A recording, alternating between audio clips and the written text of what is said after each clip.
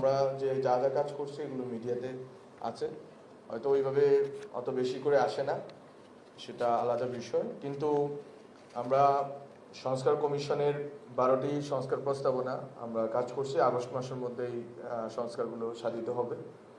এর বাইরে সাংবাদিকদের সুরক্ষার আইন, যেটা আমরা অনেকবার বলছি, অনেক প্রোগ্রাম বলছি, আপনারা বলতে পারেন এখনো করতে পারেন, কিন্তু একটা আইন করার জন্য একটা প্রক্রিয়া যে অনুসরণ করতে হয়, লেজিসলেটিভে পাঠাতে হয়, তারপর সেখান থেকে ক্যাবিনেটে যেতে হয়, এবং ওইখানে আসলে সাংবাদিকতার পরিধি নিয়ে একটা তর্ক আছে।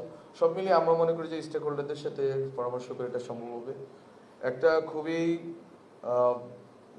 গুরুত্বপূর্ণ দাবি আছে সাংবাদিকদের দিক থেকে, সেটা হচ্ছে নবম ওয়েজ বোর্ড বাস্তবায়ন করা। আমরা চেষ্টা করছি, এটা হচ্ছে ইন্টার মিনিস্ট্রিয়াল, শ্রম মন্ত্রণালয় যেহেতু এটা ডিল করে, ফলত আমরা চেষ্টা করছি যে শ্রম মন্ত্রণালয়ের সাথে কথা বলে, বা আরও কয়েকটা মিনিস্ট্রি জড়িত, তাদের সাথে কথা বলে আমরা এটা 9th ওয়েজ বোর্ড বাস্তবায়নের কাজটা আমাদের সময়ে শেষ করে দিয়ে যাওয়া। এটা গত 6 বছর ধরে চলে আছে, তো এটা আমরা চেষ্টা করছি। এর বাইরে সাংবাদিকদের প্রশিক্ষণ থেকে শুরু করে আমরা অলরেডি শুরু করেছে পিআইবি। আমরা চেষ্টা করছি আহত যারা সাংবাদিক ছিলেন এবং এর মধ্যে যারা আগেই সাংবাদিক ছিলেন তাদের একটা বিষয় আছে, তাদেরকে একটা প্রশিক্ষণ অলরেডি শেষ হয়েছে। কিন্তু যারা আহত হয়েছেন কিন্তু সাংবাদিকতায় আগ্রহ আছে, তাদেরকে সাংবাদিকতা প্রশিক্ষণের আমরা চেষ্টা করছি। তো যে কথা বলা হলো যে আহত বা সাংবাদিকদের একটা যদি সংগঠন হয়, সেটা সংগঠন আপনাদের সিদ্ধান্ত।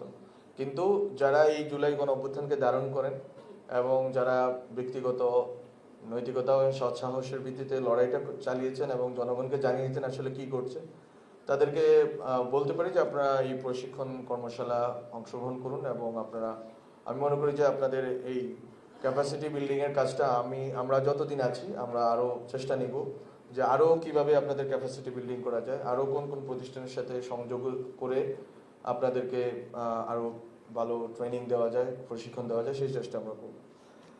আর আরেকটা বিষয় আমি বলি, সেটা হচ্ছে যে সাংবাদিকদের যে বিষয়টা বাংলাদেশে এখন হয়েছে, যেটা কালকে বললো একটা পত্রিকায় সাংবাদিকদেরকে বের করে দেওয়ার বিষয় এবং পরবর্তীতে রাত্রে গিয়ে সাংবাদিকদের, আমরা মনে করি যে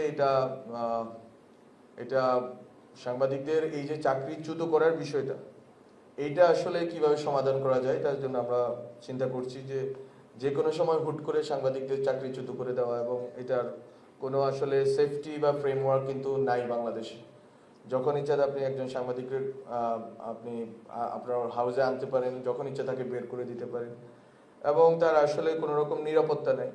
এবং আমরা একটা কথা বলি আমাদের অভিজ্ঞতা থেকে, গত 1 বছরের নাহিদ ছিল, এরপর আমি যখন দায়িত্বে আসছি, সেটা হচ্ছে যে সাংবাদিকদের যদি একটা সম্মানজনক জীবন দেওয়া যায়, তাহলে সাংবাদিকরা দালালি ছেড়ে দেওয়াটার জন্য তাদের কাছে একটা অপশন থাকবে। কিন্তু যদি আপনি অপশনে না দেন, তাহলে আসলে দালালি শব্দটা খারাপ শুনে, মানে এক ধরনের কোনো একটা পক্ষ অবলম্বন করা, এটা আসলে তার জন্য খুবই স্বাভাবিক। কারণ একটা বাংলাদেশের মানুষের যে লাইফ স্ট্যান্ডার্ড, ওই অনুযায়ী সাংবাদিকদের বেতনের কোনো উঠানামা নাই, ওই স্থির বসে আছে এক জায়গায়। এবং বড় বড় হাউসগুলো নেওয়া হয় বেসিক্যালি রাজনৈতিক উদ্দেশ্য চরিতার্থ করার জন্য। এবং গত 16 বছরে অনেক হাউস নেওয়া হয়েছে, অনেক অনলাইন পত্রিকা নেওয়া হয়েছে, যার সাংবাদিক পরিচয় কার্ড একটা ধরিয়ে দিচ্ছে, এবং ওইটা নিয়ে হয়তো অনেকে অনেক কাজ করছে, অনৈতিক কাজ করছে। কিন্তু অনেকে আসলে সাংবাদিকতাটাই করতে চায় এবং ওই সম্মানটাই পেতে চায়, যেটা আসলে আমাদের ভেটেরান যারা জার্নালিস্ট ছিলেন গত 30-50 বছরে, তারা যেটা পান, এখনো অনেক ভেটেরান জার্নালিস্ট আছেন বাংলাদেশে। তো এই যে সম্মানের জায়গাটা, এই যে একটা ডেডিকেশনের জায়গাটা, এবং এই আপনার এই যে নিজেকে একটা পরিশীলিত জায়গায় নেওয়ার যে আকাঙ্ক্ষাটা, এটা যারা করেন তাদের জন্য আসলে সুযোগ অবারিত করার আমরা চেষ্টা করছি। সেই সুযোগের জন্য আমরা চেষ্টা করছি যেটা যে আমাদের পত্রিকা এবং টেলিভিশন থেকে শুরু করে অনলাইন সবগুলো মাধ্যমেই আসলে সাংবাদিকদের সুরক্ষা আইনটা আমরা মনে করি যে এটা একটা বড় রক্ষা কবচ হবে তাদের জন্য। সেকেন্ড রক্ষা কবচ হবে 9th ওয়েজ বোর্ড, এটা। থার্ড একটা রক্ষা কবচের আমরা চেষ্টা করছি যে অনলাইন মানে যদি আমরা এটা আলোচনা করছি, যদি সাংবাদিকদেরকে বেতন না দেওয়া হয়, এবং সাংবাদিকদের যদি সংক্ষুব্ধ থাকেন, এটা যেমন হয় যে আমি অনেক সাংবাদিকরা চিনি যারা ক্যাম্পাসে আমাদের সাথে দায়িত্ব পালন করে, আমাদের সাথে রাজনীতিতে বা অনেক কিছুতে ছিলেন। তো তারা যেটা করেছেন যে তারা দেখা যাচ্ছে যে 4 মাস 6 মাস, এবং এক পলাতক সাংবাদিক আছে তার হাউসে প্রায় 6 মাস 7 মাস বেতন দেওয়া হতো না, এবং এরা আপনার মোটামুটি নাম বুঝবেন যে কার নাম বলতেছি। তো এরকম ছিল আর কি আসলে। তো সাংবাদিকদের যে বেতন দেওয়া হয় না, এবং এই সময়টা আসলে এইটার নিয়ে আসলে কি ব্যবস্থা নেওয়া যায়, এই জায়গাগুলোতে আমরা কাজ করব। আর আরেকটা বিষয় যেটা হয়েছে যে আসলে বাংলাদেশের সাংবাদিকতা বা মিডিয়া সিনকে আপনি যদি গণতান্ত্রিক করতে চান, তাহলে আসলে এখানে আপনাকে অলিগার্কদের হাত থেকে সাংবাদিকতাকে বের করতে হবে। তো একটা প্রস্তাবনা আমাদের সংস্কার কমিশন করেছে যে সাংবাদিকদেরকে মালিকানার ভাগ দেওয়া, বা এক ধরনের যে সাংবাদিক একটা হাউসের মালিকানা দেখা যাচ্ছে একটা কোম্পানির কাছে বা একটা গ্রুপ অফ কোম্পানিজের কাছে, কিন্তু যদি ওখানে সাংবাদিকদের মালিকানা দেওয়া হয় তাহলে যেটা হয় যে এক ধরনের ভারসাম্য তৈরি হয়, এক ধরনের নিরপেক্ষতা তৈরি হয়, এবং এক ধরনের সাংবাদিকরা একটা এম্পাওয়ার্ড ফিল করে। তো ওটা আমরা পর্যালোচনা করছি, এটাকে আসলে মালিকানার, এটাও বিভিন্ন দেশে এই পদ্ধতি আছে, মালিকানা অংশ বা যারা কর্মরত সাংবাদিক আছে তাদের জন্য কোনোভাবে মালিকানা বা অন্য কোনো সুবিধা রাখা যায়। তো এই চেষ্টাগুলো আমাদের দিক থেকে আছে। আর টিভি এবং অনলাইন এই জিনিসগুলোতে কি প্রচার করা হয় না করা হয়, এবং কিভাবে এইগুলোর জন্য একটা ফ্রেমওয়ার্ক করা যায়, সেজন্য আমরা সম্প্রচার নীতিমালার কথা ভাবছি। অনলাইন এবং ওটিটির ক্ষেত্রেও একটি নীতিমালা প্রণয়নের আমাদের উদ্যোগ আছে। এটা আইসিটি ডিভিশনের সাথে কথা বলে আমরা তৈরি করছি, পোস্ট অ্যান্ড টেলিকমিউনিকেশন মিনিস্ট্রি এবং আইসিটি ডিভিশন। তো আমরা চেষ্টা করছি আমাদের দিক থেকে আগামী কয়েক মাসে আমরা এই জিনিসগুলো যেগুলো বললাম এগুলো আমরা বাস্তবায়ন করে যেতে পারবো আশা করি। এবং আমি এখানে বলতে চাই যে এখানে বাংলাদেশে সাংবাদিকতার জায়গাটা অনেক বেশি রাজনীতি এবং ব্যবসায়িক স্বার্থ দ্বারা পুষ্ট।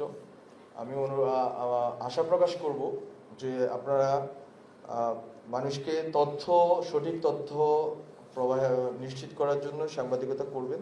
রাজনৈতিক সবারই অ্যাফিলিয়েশন থাকবে, কিন্তু এই যে ইউনিয়ন বা ফেডারেশন থেকে শুরু করে যেই প্রতিষ্ঠানগুলো আছে, আমরা এই সরকারের আমলেও আমি নাম না উল্লেখ করে বলতে চাই, প্রমাণ পেয়েছি যে আসলে এটা যতটা না সাংবাদিকদের জন্য সুরক্ষা এবং সাংবাদিকদের স্বার্থ রক্ষা, তার চেয়েও বেশি হয়ে যায় ব্যবসায়িক গ্রুপ অথবা রাজনৈতিক দলের স্বার্থ রক্ষা।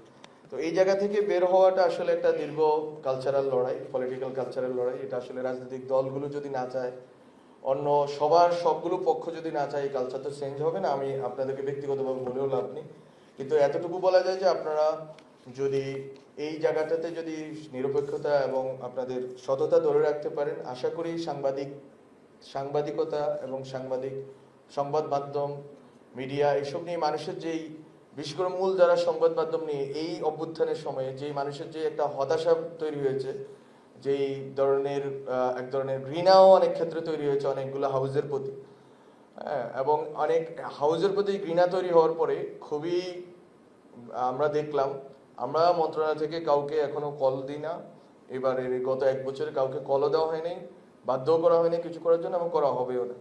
কিন্তু বিবেক এবং নৈতিকতা বলতে একটা জিনিস আছে।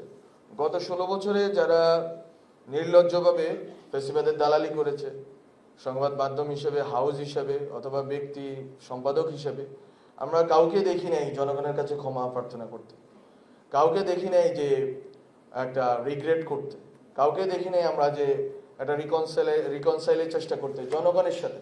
সংবাদ মাধ্যম, আমাদের যে বক্তব্য সেটা হচ্ছে সংবাদ মাধ্যম আসলে সরকারের চেয়ে বেশি জনগণের কাছে দায়বদ্ধ থাকবে। সরকার একটা ফ্রেমওয়ার্ক তৈরি করে দিবে, সরকার রক্ষণাবেক্ষণ করবে, দেখভাল করবে, বা একটা নীতি এবং আইন প্রণয়ন করবে।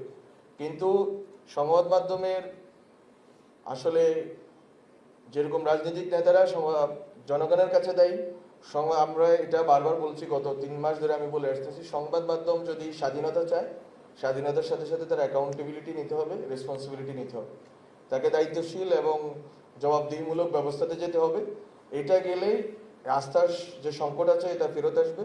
এবং এটার প্রথম ধাপ হচ্ছে যারা গত 16 বছরে ফেসিবাদের দালালি করেছেন, যারা অনৈতিক এবং অনৈতিকতা এবং দুর্নীতির সাথে ছিলেন, তারা যদি নিজেদের কে স্পষ্ট করেন জনগণের সামনে, এবং হাউজের যেই এক ধরনের পক্ষপাত এবং এক ধরনের বিভিন্ন দেশি বিদেশি স্বার্থের সাথে সংশ্লিষ্টতা, এটা থেকে বেরিয়ে আসেন। এবং আমরা এটা দেখছি গত 6 মাসে অনেকগুলো হাউস একটা নির্দিষ্ট গ্রুপ রাজনীতি এবং অনেক ক্ষেত্রে গণ অভ্যুত্থানের যেই আকাঙ্ক্ষা এবং একটা ঐক্যবদ্ধ বাংলাদেশের যে প্রচেষ্টা, সেটাকে মণ্ডুল করার চেষ্টা করেছে।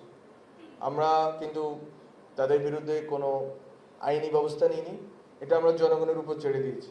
জনগণ পর্যবেক্ষণ করছে যে আসলে কোন কোন সংবাদ মাধ্যম জনগণের সাথে সততার সাথে কাজ করছে, জনগণের জন্য কাজ করছে, দেশের জন্য কাজ করছে, রাষ্ট্রের জন্য কাজ করছে এবং গণ অভ্যুত্থানের পক্ষে কাজ করছে। তো আমি আর কথা না বাড়াই, শহীদ পরিবার কে ধন্যবাদ জানাই যে তারা আজকে এসেছেন। আহত যারা সাংবাদিক, আপনাদের আসলে একটি কথা না বললেই নয়, আসলে এখানে লিস্ট ধরে ধরে সাংবাদিক যারা আহত হয়েছেন তারা আসলে এসে সম্মাননা নেবেন, এই প্রক্রিয়া নিয়ে আমি একটু সন্দিগ্ধ ছিলাম যে এটা আসলে সঠিক প্রক্রিয়া কিনা। কারণ যারা আসলে লড়াইটা করেছেন তারা তো কোনো সম্মাননার জন্য করেন নাই, অথবা তারা কয়েক হাজার টাকার জন্য করেন নাই, বরং তাদের নীতি নৈতিকতা এবং সততার জন্য করেছেন। ফলত আমি মনে করি যে সবাই এখানে আছেন এরকম না, যারা সাংবাদিকতা সাহসিকতার সাথে সাংবাদিকতা করেছেন তারা সবাই এখানে আছেন এরকমটি নয়, বরং অনেকেই বাইরে আছেন, হয়তো দেখবেন পরবর্তীতে আমাদের কথা।